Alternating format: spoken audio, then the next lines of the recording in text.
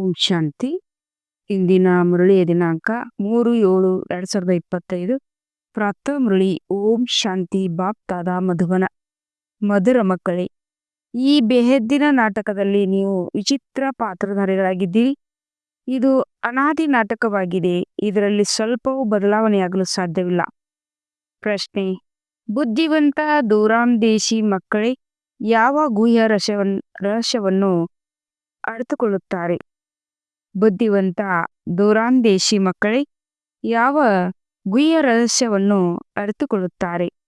ಉತ್ತರ: ಮೂಲವತನದಿಂದ ಹಿಡಿದು ಇಡೀ ನಾಟಕದ ಆದಿ ಮಧ್ಯ ಅಂತ್ಯದ ರಹಸ್ಯವನ್ನು ದೂರಾಂದೇಶಿ ಮಕ್ಕಳೇ ಅರ್ಥಕೊಳ್ಳುತ್ತಾರೆ. ಬೀಜ ಮತ್ತು ವೃಕ್ಷದ ಸಂಪೂರ್ಣ ಜ್ಞಾನವು ಅವರ ಬುದ್ಧಿಯಲ್ಲಿರುತ್ತದೆ.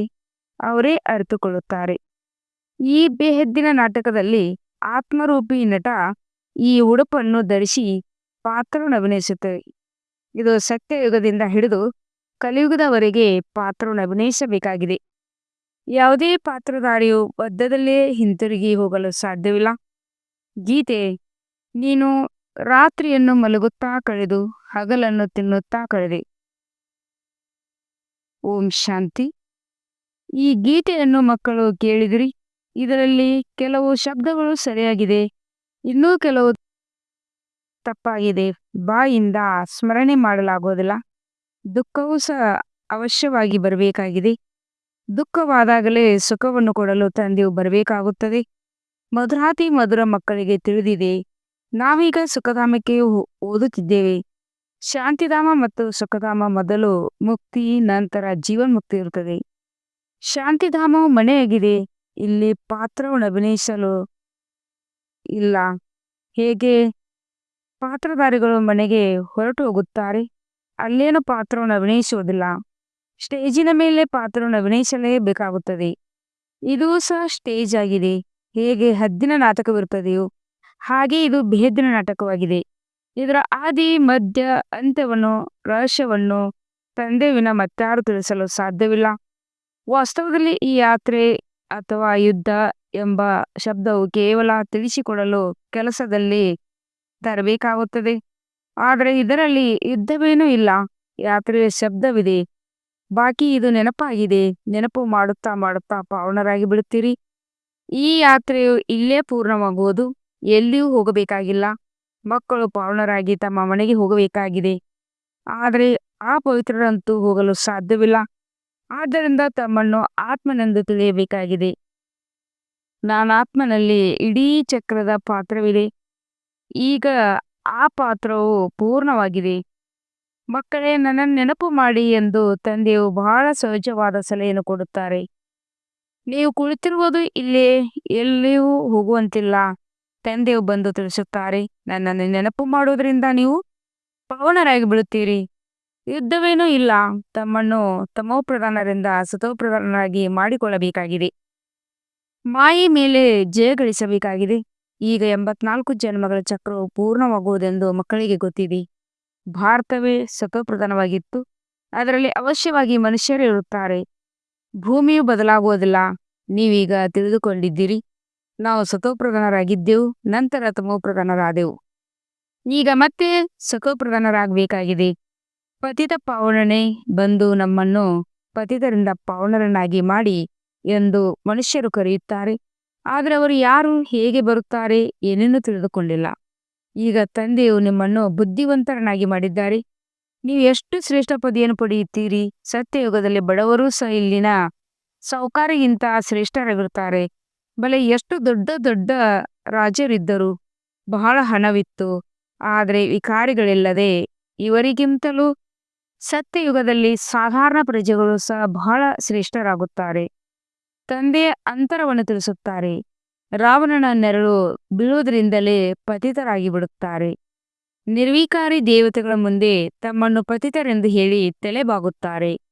ತಂದೆಯು ಇಲ್ಲೇ ಬರುತ್ತಾರೆಂದರೆ ಬಹಳ ಬೇಗನೆ ಎಲ್ಲರನ್ನೂ ಮೇಲೆತ್ತುತ್ತಾರೆ.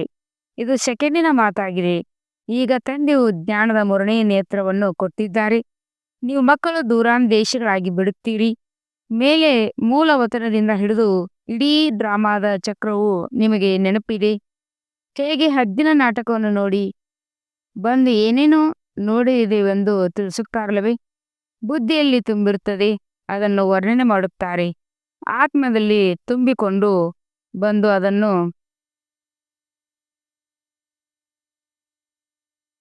ಹಂಚಿಕೊಳ್ಳುತ್ತಾರೆ. ಹಾಗೆಯೇ ಇವು ಭೇದಿನ ಮಾತುಗಳಾಗಿವೆ. ನೀವು ಮಕ್ಕಳ ಬುದ್ಧಿಯಲ್ಲಿ ಈ ಭೇದಿನ ನಾಟಕದ ಆದಿ ಮಧ್ಯ ಅಂತ್ಯದ ರಹಸ್ಯವಿರಬೇಕು. ಇದು ಪುನರಾವರ್ತನೆ ಆಗುತ್ತಿರುತ್ತದೆ. ಈ ಹದ್ದಿನ ನಾಟಕದಲ್ಲಂತೂ ಒಬ್ಬ ಪಾತ್ರಧಾರಿ ಹೊರಟು ಹೋದರೆ ಅವರಿಗೆ ಬದಲಾಗಿ ಇನ್ನೊಬ್ಬರು ಬರಬಹುದು. ಯಾರಾದರೂ ಕಾಯಿಲೆಗೊಳಗಾದರೆ ಅವರಿಗೆ ಬದಲು ಇನ್ನೊಬ್ಬರನ್ನು ಸೇರಿಸಿಕೊಳ್ಳುತ್ತಾರೆ. ಆದರೆ ಇದಂತೂ ಚೈತನ್ಯ ನಾಟಕವಾಗಿದೆ. ಇದರಲ್ಲಿ ಸ್ವಲ್ಪವೂ ಅದಲು ಬದಲು ಸಾಧ್ಯವಿಲ್ಲ. ನೀವು ಮಕ್ಕಳಿಗೆ ತಿಳಿದಿದೆ, ನಾವು ಆತ್ಮರಾಗಿದ್ದೇವೆ. ಇದು ಶರೀರರೂಪಿ ವಸ್ತ್ರವಾಗಿದೆ. ಇದನ್ನು ಧರಿಸಿ ನಾವು ಬಹುರೂಪಿ ಪಾತ್ರವನ್ನು ಅಭಿನಯಿಸುತ್ತೇವೆ. ನಾಮರೂಪ ದೇಶ ಲಕ್ಷಣಗಳು ಬದಲಾಗುತ್ತಾ ಹೋಗುತ್ತವೆ. ಪಾತ್ರಧಾರಿಗಳಿಗೆ ತಮ್ಮ ಪಾತ್ರದ ಬಗ್ಗೆ ತಿಳಿದಿರುತ್ತದೆ ಅಲ್ಲವೇ? ತಂದೆಯು ಮಕ್ಕಳಿಗೆ ಈ ಚಕ್ರದ ರಹಸ್ಯವನ್ನು ತಿಳಿಸುತ್ತಲೇ ಇರುತ್ತಾರೆ. ಸತ್ಯುಗದಿಂದ ಹಿಡಿದು ಕಲಿಯುಗದ ಅಂತ್ಯದವರೆಗೆ ಬರುತ್ತಾರೆ ಮತ್ತು ಹೋಗುತ್ತಾರೆ. ಪುನಃ ಹೊಸದಾಗಿ ಬಂದು ಪಾತ್ರವನ್ನು ಅಭಿನಯಿಸುತ್ತಾರೆ. ಇದನ್ನು ವಿಸ್ತಾರದಲ್ಲಿ ತಿಳಿಸುವುದರಲ್ಲಿ ಸಮಯ ಹಿಡಿಸುತ್ತದೆ. ಬೀಜದಲ್ಲಿ ಬಲೆ ಜ್ಞಾನವಿದೆ, ಆದರೆ ತಿಳಿಸಲು ಸಮಯ ಹಿಡಿಸುತ್ತದೆ ಅಲ್ವೇ? ನಿಮ್ಮ ಬುದ್ಧಿಯಲ್ಲಿಯೂ ಬೀಜ ಮತ್ತು ವೃಕ್ಷದ ಪೂರ್ಣ ಜ್ಞಾನವಿದೆ. ಅದರಲ್ಲಿಯೂ ಯಾರು ಮೇಲಿದ್ದಾರೆ, ಇದರ ಉತ್ಪತ್ತಿ, ಪಾಲನೆ ಮತ್ತು ಸಂಹಾರ ಹೇಗಾಗುತ್ತದೆ. ಆದ್ದರಿಂದ ತ್ರಿಮೂರ್ತಿಗಳನ್ನು ತೋರಿಸಿದ್ದಾರೆ. ತಂದೆಯು ಕೊಡುವ ಈ ತಿಳುವಳಿಕೆಯನ್ನು ಮತ್ಯಾ ಮನುಷ್ಯರು ಕೊಡಲು ಸಾಧ್ಯವಿಲ್ಲ.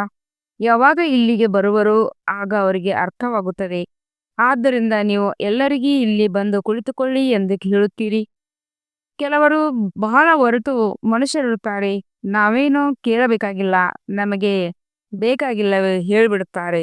ಇನ್ನೂ ಕೆಲವರು ಹೇಳುತ್ತಾರೆ, ಪುಸ್ತಕಗಳನ್ನು ತೆಗೆದುಕೊಳ್ಳುತ್ತಾರೆ. ಕೆಲವರು ತೆಗೆದುಕೊಳ್ಳುವುದಿಲ್ಲ.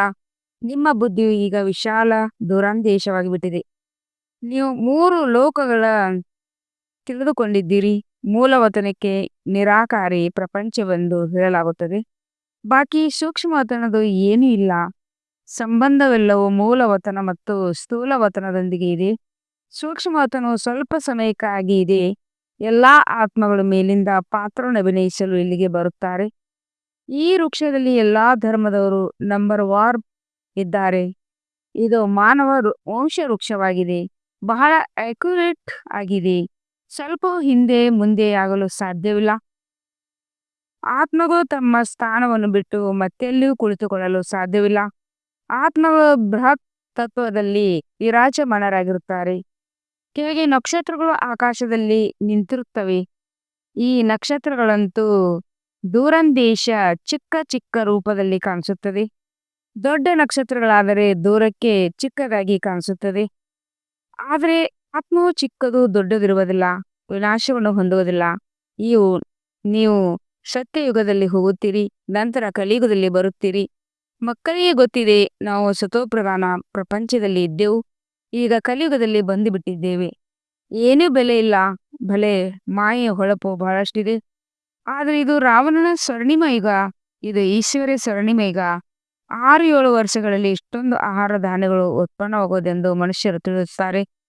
ಆದರೆ ಅದರ ಮಾತೇ ಕೇಳಬೇಡಿ. ನೋಡಿ ಅದರ ಪ್ಲಾನ್ ಹೇಗಿದೆ ಮತ್ತು ನೀವು ಮಕ್ಕಳದು ಹೇಗಿದೆ. ತಂದೆಯು ತಿಳಿಸುತ್ತಾರೆ, ನನ್ನ ಪ್ಲಾನ್ ಹಳೆಯ ಪ್ರಪಂಚವನ್ನು ಹೊಸದನ್ನಾಗಿ ಮಾಡುವುದಾಗಿದೆ. ನಿಮ್ಮದು ಒಂದೇ ಪ್ಲಾನ್ ಆಗಿದೆ. ನಿಮಗೆ ಗೊತ್ತಿದೆ, ತಂದೆಯ ಶ್ರೀಮತದಂತೆ ನಾವು ನಮ್ಮ ಆಸ್ತಿಯನ್ನು ತೆಗೆದುಕೊಳ್ಳುತ್ತಿದ್ದೇವೆ. ತಂದೆಯು ಮಾರ್ಗವನ್ನು ತಿಳಿಸುತ್ತಾರೆ, ತ್ರಿಮತ ಕೊಡುತ್ತಾರೆ, ನೆನಪಿನಲ್ಲಿರುವ ಸಲಹೆ ಕೊಡುತ್ತಾರೆ. ಮತ ಎಂಬ ಶಬ್ದವಂತೂ ಇದೆ ಅಲ್ಲವೇ? ಸಂಸ್ಕೃತದ ಶಬ್ದವನ್ನು ತಂದೆ ಹೇಳುವುದಿಲ್ಲ. ತಂದೆಯಂತೂ ಹಿಂದಿ ಭಾಷೆಯಲ್ಲಿ ತಿಳಿಸುತ್ತಾರೆ. ಅನೇಕ ಭಾಷೆಗಳಿಲ್ಲವೇ? ಅನುಕೂಲವಾದರೂ ಇರುತ್ತಾರೆ. ಹೇಳಿ. ಅನುವಾದ ಹೇಳುತ್ತಾರೆ. ಹೇಳಿ ಮತ್ತೆ ಅವರ ಭಾಷೆಗಳಲ್ಲಿ ತಿಳಿಸಿಕೊಡುತ್ತಾರೆ. ಹಿಂದಿ ಮತ್ತು ಇಂಗ್ಲಿಷ್ ಅನ್ನು ಬಹಳ ಜನರು ತಿಳಿದಿದ್ದಾರೆ, ಓದುತ್ತಾರೆ. ಬಾಕಿ ಮಾತೆಯರು ಮನೆಯಲ್ಲಿರುವ ಕಾರಣ ಅಷ್ಟೊಂದು ಓದಿರುವುದಿಲ್ಲ. ಇತ್ತೀಚೆಗೆ ವಿದೇಶದಲ್ಲಿ ಆಂಗ್ಲ ಭಾಷೆಯನ್ನು ಕಲಿಯುತ್ತಾರೆ. ನಂತರ ಇಲ್ಲಿ ಬಂದು ತಾಯಿಯೊಂದಿಗೆ ಆಂಗ್ಲ ಭಾಷೆಯಲ್ಲೇ ಮಾತನಾಡುತ್ತಿರುತ್ತಾರೆ. ಪಾಪ, ಅವರು ಆಂಗ್ಲ ಭಾಷೆ ನಮಗೇನು ತಿಳಿಯುತ್ತದೆ ಎಂದು ತಬ್ಬಿಬ್ಬಾಗುತ್ತಾರೆ. ಮತ್ತೆ ಅವರು ಅಲ್ಪ ಸ್ವಲ್ಪ ಹಿಂದಿಯನ್ನು ಕಲಿಯಬೇಕಾಗುತ್ತದೆ. ಸತ್ಯಯುಗದಲ್ಲಂತೂ ಒಂದು ರಾಜ್ಯ ಒಂದೇ ಭಾಷೆ ಇತ್ತು. ಅದನ್ನು ಈಗ ಮತ್ತೆ ಸ್ಥಾಪನೆ ಮಾಡುತ್ತಿದ್ದಾರೆ. ಪ್ರತಿ 5,000 ವರ್ಷಗಳ ನಂತರ ಈ ಸೃಷ್ಟಿ ಚಕ್ರವು ಹೇಗೆ ಸುತ್ತುತ್ತದೆ ಎಂದು ಬುದ್ಧಿಯಲ್ಲಿರಬೇಕು. ಈಗ ಒಬ್ಬ ತಂದೆಯ ನೆನಪಿನಲ್ಲಿರಬೇಕಾಗಿದೆ. ಇಲ್ಲಿ ನಿಮಗೆ ಬಹಳ ಅವಕಾಶವಿರುತ್ತದೆ. ಮುಂಜಾನೆ ಸ್ನಾನ ಇತ್ಯಾದಿಗಳನ್ನು ಮುಗಿಸಿ ಹೊರಗಡೆ ಸುತ್ತಾಡುವುದರಲ್ಲಿ ಬಹಳ ಆನಂದವಾಗುತ್ತದೆ. ಒಳಗೆ ಇದೇ ನೆನಪಿರಲಿ, ನಾವೆಲ್ಲರೂ ಪಾತ್ರಧಾರಿಗಳಾಗಿದ್ದೇವೆ. ಇದು ಸಹ ನಿಮಗೆ ಈ ಸ್ಮೃತಿ ಬಂದಿದೆ. ತಂದೆ ನಮಗೆ 84 ಜನ್ಮಗಳ ಚಕ್ರದ ರಹಸ್ಯವನ್ನು ತಿಳಿಸಿದ್ದಾರೆ. ನಾವು ಸತೋಪ್ರಧಾನರಾಗಿದ್ದೆವು. ಇದು ಬಹಳ ಖುಷಿಯ ಮಾತಾಗಿದೆ. ಮನುಷ್ಯರು ತಿರುಗಾಡುತ್ತಾರೆ, ಆದರೆ ಅವರಿಗೇನು ಸಂಪಾದನೆ ಇಲ್ಲ. ನೀವಂತೂ ತಿರುಗಾಡುವಾಗಲೂ ಬಹಳ ಸಂಪಾದನೆ ಮಾಡಿಕೊಳ್ಳುತ್ತೀರಿ. ಬುದ್ಧಿಯಲ್ಲಿ ಚಕ್ರವು ನೆನಪಿರಲಿ ಮತ್ತು ತಂದೆಯನ್ನು ನೆನಪು ಮಾಡುತ್ತಾ ಇರಿ. ಸಂಪಾದನೆಯನ್ನು ಮಾಡಿಕೊಳ್ಳುವ ಯುಕ್ತಿಗಳನ್ನು ತಂದೆಯು ಬಹಳ ಚೆನ್ನಾಗಿ ತಿಳಿಸುತ್ತಾರೆ. ಯಾವ ಮಕ್ಕಳು ಜ್ಞಾನದ ವಿಚಾರ ಸಾಗರ ಮಂಥನ ಮಾಡುವುದಿಲ್ಲವೋ ಅವರ ಬುದ್ಧಿಯಲ್ಲಿ ಮಾಯೆ ಕಿರಿಕಿರಿ ಮಾಡುತ್ತಿರುತ್ತದೆ. ಅವರಿಗೆ ಮಾಯೆಯು ತೊಂದರೆ ಕೊಡುತ್ತಿರುತ್ತದೆ. ಅಂತರದಲ್ಲಿ ಈ ವಿಚಾರ ಮಾಡಿ, ನಾವು ಈ ಚಕ್ರವನ್ನು ಹೇಗೆ ಸುತ್ತಿದೆವು, ಸತ್ಯುಗದಲ್ಲಿ ಎಷ್ಟು ಜನ್ಮಗಳನ್ನು ತೆಗೆದುಕೊಂಡು ನಂತರ ಕೆಳಗಿಳಿದು ಬಂದೆವು. ಈಗ ಮತ್ತೆ ಸತೋಪ್ರಧಾನರಾಗಬೇಕಾಗಿದೆ. ತಂದೆಯು ತಿಳಿಸಿದ್ದಾರೆ, ನನ್ನನ್ನು ನೆನಪು ಮಾಡಿದರೆ ಸತೋಪ್ರಧಾನರಾಗುಬಿಡಿಸಿರಿ. ನಡೆದಾಡುತ್ತಾ ತಿರುಗಾಡುತ್ತಾ ತಂದೆಯ ನೆನಪಿನಲ್ಲಿರಿ. ಆಗ ಮಾಯೆ ಕಿರಿಕಿರಿ ಸಮಾಪ್ತ ಆಗುವುದು. ನಿಮಗೆ ಬಹಳ ಬಹಳ ಸಂಪಾದನೆ ಆಗುವುದು. ಬೆಲೆ ಸ್ತ್ರೀ ಪುರುಷರು ಜೊತೆಯಲ್ಲೇ ಹೋಗುತ್ತೀರಿ. ಪ್ರತಿಯೊಬ್ಬರೂ ತಮ್ಮ ಶ್ರೇಷ್ಠ ಪದವಿಯನ್ನು ಪಡೆಯಲು ತಮಗಾಗಿ ಪರಿಶ್ರಮ ಪಡಬೇಕಾಗಿದೆ. ಒಂಟಿಯಾಗಿ ಹೋಗುವುದರಲ್ಲಂತೂ ಬಹಳ ಮಜಾ ಇದೆ. ತಮ್ಮದೇ ಗುಂಗಿನಲ್ಲಿರುತ್ತಾರೆ. ಇನ್ನೊಬ್ಬರ ಜೊತೆಯಲ್ಲಿದ್ದರೆ ಬುದ್ಧಿಯು ಅಲ್ಲಿ ಇಲ್ಲಿ ಹೋಗುವುದು. ನೆನಪು ಬಹಳ ಸಹಜವಾಗಿದೆ. ಎಲ್ಲಾ ಕಡೆ ಉದ್ಯಾನವನಗಳಿವೆ. ಯಾರಾದರೂ ಇಂಜಿನಿಯರ್ ಆಗಿದ್ದರೆ ಇದನ್ನು ಕಟ್ಟಿಸಬೇಕು, ಅದನ್ನು ಕಟ್ಟಿಸಬೇಕೆಂದು ಬುದ್ಧಿಯಲ್ಲಿ ಉಪಾಯಗಳು ಹೊಳೆಯುತ್ತಿರುತ್ತವೆ. ನೀವು ಸಹ ಮನೆಯಲ್ಲಿ ಕುಳಿತಿದ್ದೀರಿ, ಆದರೂ ಬುದ್ಧಿಯು ತಂದೆಯ ಕಡೆ ತೊಡಗಿರಲಿ. ಈ ಹವ್ಯಾಸವನ್ನು ಇಟ್ಟುಕೊಳ್ಳಿ. ಆಗ ನಿಮ್ಮಲ್ಲಿ ಇದೇ ಚಿಂತನೆ ನಡೆಯುತ್ತಿರುವುದು. ಓದಲು ಬೇಕಾಗಿದೆ, ಉದ್ಯೋಗ ವ್ಯವಹಾರಗಳನ್ನು ಮಾಡಬೇಕಾಗಿದೆ. ಮಕ್ಕಳು, ಯುವಕರು, ವೃದ್ಧರು ಎಲ್ಲರೂ ಪಾವನರಾಗಬೇಕಾಗಿದೆ. ಆತ್ಮಕ್ಕೆ ತಂದೆಯಿಂದ ಆಸ್ತಿಯನ್ನು ಪಡೆಯುವ ಅಧಿಕಾರವಿದೆ. ಮಕ್ಕಳಿಗೂ ಸಹ ಬಾಲ್ಯದಲ್ಲಿ ಈ ಬೀಜವನ್ನು ಬಿತ್ತನೆ ಮಾಡಿದರೆ ಒಳ್ಳೆಯದು. ಆಧ್ಯಾತ್ಮಿಕ ವಿದ್ಯೆಯನ್ನು ಮತ್ಯಾರು ಕಲಿಸಲು ಸಾಧ್ಯವಿಲ್ಲ. ನಿಮ್ಮ ಈ ಆಧ್ಯಾತ್ಮಿಕ ವಿದ್ಯೆಯನ್ನು ನಿಮಗೆ ತಂದೆಯೇ ಓದಿಸುತ್ತಾರೆ. ಆ ಶಾಲೆಗಳಲ್ಲಿ ಲೌಕಿಕ ವಿದ್ಯೆಯು ಸಿಗುತ್ತದೆ ಮತ್ತು ಅದು ಶಾಸ್ತ್ರಗಳ ವಿದ್ಯೆಯಾಗಿದೆ. ಆದರೆ ಇದು ಆತ್ಮಿಕ ವಿದ್ಯೆಯಾಗಿದೆ. ಇದನ್ನು ಭಗವಂತನೇ ಕಲಿಸುತ್ತಾರೆ. ಇದರ ಬಗ್ಗೆ ಯಾರಿಗೂ ತಿಳಿದಿಲ್ಲ. ಇದಕ್ಕೆ ಆಧ್ಯಾತ್ಮಿಕ ಜ್ಞಾನವೆಂದು ಹೇಳಲಾಗುತ್ತದೆ. ಈ ವಿದ್ಯೆಯನ್ನು ಪರಮಾತ್ಮನೇ ಬಂದು ಓದಿಸುತ್ತಾರೆ. ಅವರಿಗೆ ಮತ್ಯಾವ ಹೆಸರನ್ನು ಇಡಲಾಗುವುದಿಲ್ಲ. ಸ್ವಯಂ ತಂದೆಯೇ ಬಂದು ಓದಿಸುತ್ತಾರೆ. ಭಗವಾನ್ ವಾಚ್ ಇದೆ ಅಲ್ಲವೇ? ಭಗವಂತನು ಒಂದೇ ಬಾರಿ ಈ ಸಮಯದಲ್ಲಿ ಬಂದು ತಿಳಿಸಿಕೊಡುತ್ತಾರೆ. ಇದಕ್ಕೆ ಆತ್ಮಿಕ ಜ್ಞಾನವೆಂದು ಹೇಳಲಾಗುತ್ತದೆ. ಈ ಶಾಸ್ತ್ರಗಳ ವಿದ್ಯೆ ಬೇರೆಯಾಗಿದೆ. ನಿಮಗೆ ತಿಳಿದಿದೆ, ಸ್ಥೂಲ ಕಾಲೇಜ್ ಇತ್ಯಾದಿಗಳು ಒಂದಾಗಿದೆ. ಇನ್ನೊಂದು ಶಾಸ್ತ್ರಗಳ ವಿದ್ಯೆಯಾಗಿದೆ. ಮೂರನೆಯದು ಈ ಆತ್ಮಿಕ ವಿದ್ಯೆಯಾಗಿದೆ. ಅವರು ಬಲೆ ಎಷ್ಟೇ ದೊಡ್ಡ ದೊಡ್ಡ ತತ್ವಜ್ಞಾನಿಗಳಾಗಿರಲಿ, ಆದರೆ ಅವರ ಬಳಿಯೂ ಶಾಸ್ತ್ರಗಳ ಮಾತಿದೆ. ನಿಮ್ಮ ಈ ಜ್ಞಾನವೇ ಸಂಪೂರ್ಣ ಭಿನ್ನವಾಗಿದೆ. ಈ ಆಧ್ಯಾತ್ಮಿಕ ಜ್ಞಾನವನ್ನು ಯಾರು ಆತ್ಮಿಕ ತಂದೆ, ಎಲ್ಲಾ ಆತ್ಮಗಳ ತಂದೆಯಾಗಿದ್ದಾರೆ, ಅವರೇ ಓದಿಸುತ್ತಾರೆ. ಅವರ ಮಹಿಮೆಯಾಗಿದೆ. ಶಾಂತಿಯ ಸಾಗರ, ಸುಖದ ಸಾಗರ. ಕೃಷ್ಣನ ಮಹಿಮೆ ಬೇರೆಯಾಗಿದೆ. ಗುಣ ಅವಗುಣಗಳ ಮನುಷ್ಯರಲ್ಲಿರುತ್ತವೆ. ಹಾಗೆ ಮಾತನಾಡುತ್ತಿರುತ್ತಾರೆ. ತಂದೆಯ ಮಹಿಮೆಯನ್ನು ಸಹ ಯಥಾರ್ಥ ರೀತಿಯಿಂದ ನೀವೇ ತಿಳಿದುಕೊಂಡಿದ್ದೀರಿ. ಅವರಂತೆ ಕೇವಲ ಗಿಳಿಯ ಪಾಠದಂತೆ ಹಾಡುತ್ತಾರೆ. ಅರ್ಥವೇನು ಗೊತ್ತಿಲ್ಲ. ಆದ್ದರಿಂದ ತಮ್ಮ ಉನ್ನತಿ ಹೇಗೆ ಮಾಡಿಕೊಳ್ಳುವುದೆಂದು ತಂದೆಯು ಮಕ್ಕಳಿಗೆ ಸಲಹೆ ಕೊಡುತ್ತಾರೆ. ಪುರುಷಾರ್ಥ ಮಾಡುತ್ತಾ ಇದ್ದಾಗ ಪಕ್ಕಾ ಆಗುತ್ತಾ ಹೋಗುವಿರಿ. ನಂತರ ಆಫೀಸಿನಲ್ಲಿ ಕೆಲಸ ಮಾಡುವ ಸಮಯದಲ್ಲಿಯೂ ಈ ಸ್ಮೃತಿ ಬರುವುದು. ಈಶ್ವರನ ಸ್ಮೃತಿ ಬರುವುದು. ಮಾಯೆಯ ಸ್ಮೃತಿಯಂತೂ ಅರ್ಧಕಲ್ಪ ನಡೆದಿದೆ. ಈಗ ತಂದೆ ಯಥಾರ್ಥ ರೀತಿ ಕುಳಿತು ತಿಳಿಸುತ್ತಿರುತ್ತಾರೆ. ತಮ್ಮನ್ನು ನೋಡಿಕೊಳ್ಳಿ, ನಾವು ಏನಾಗಿದ್ದೆವು, ಈಗ ಏನಾಗಿದ್ದೇವೆ. ಮತ್ತೆ ನಮ್ಮನ್ನು ತಂದೆ ಇಂಥ ದೇವತೆಗಳನ್ನಾಗಿ ಮಾಡುತ್ತಾರೆ. ಇದನ್ನು ಸಹ ನೀವು ಮಕ್ಕಳೇ ನಂಬರ್ ವಾರ್ ಪುರುಷಾರ್ಥದನುಸಾರ ತಿಳಿದುಕೊಳ್ಳಿರಿ. ಮೊಟ್ಟ ಮೊದಲು ಭಾರತವೇ ಇತ್ತು. ಭಾರತದಲ್ಲಿ ತಂದೆಯು ಪಾತ್ರವನ್ನು ಅಭಿನಯಿಸಲು ಬರುತ್ತಾರೆ. ನೀವು ಸಹ ಆದಿ ಸನಾತನ ದೇವಿ ದೇವತಾ ಧರ್ಮದವರಾಗಿದ್ದೀರಲ್ವೇ? ನೀವೀಗ ಪಾತ್ರ ಅನುಭವಿಸಬೇಕಾಗಿದೆ, ಪವಿತ್ರ ಆಗಬೇಕಾಗಿದೆ. ಇಲ್ಲದಿದ್ದರೆ ಕೊನೆಯಲ್ಲಿ ಬರುತ್ತೀರಿ. ಅಂದ ಮೇಲೆ ಏನು ಸುಖವನ್ನು ಪಡೆಯುವಿರಿ? ಹೆಚ್ಚು ಭಕ್ತಿ ಮಾಡದೇ ಇರುವವರು ಬರುವುದಿಲ್ಲ, ಇವರು ಅಷ್ಟೊಂದು ಜ್ಞಾನವನ್ನು ತೆಗೆದುಕೊಳ್ಳುವುದಿಲ್ಲವೆಂದು ಅರ್ಥವಾಗುತ್ತದೆ. ಪ್ರತಿಯೊಬ್ಬರನ್ನು ನೋಡಿ ತಿಳಿದುಕೊಳ್ಳಬಹುದಲ್ಲವೇ? ಬಹಳ ಪರಿಶ್ರಮ ಪಟ್ಟರೂ ಸಹ ಕೆಲವರೇ ಬರುತ್ತಾರೆ, ಆದರೆ ಸುಸ್ತಾಗಬಾರದು. ಪರಿಶ್ರಮ ಪಡಬೇಕಾಗುವುದು. ಪರಿಶ್ರಮವಿಲ್ಲದೆ ಏನೂ ಸಿಗುವುದಿಲ್ಲ. ಪ್ರಜೆಗಳಂತೂ ಬಹಳ ಮಂದಿ ತಯಾರಾಗುತ್ತಿರುತ್ತಾರೆ.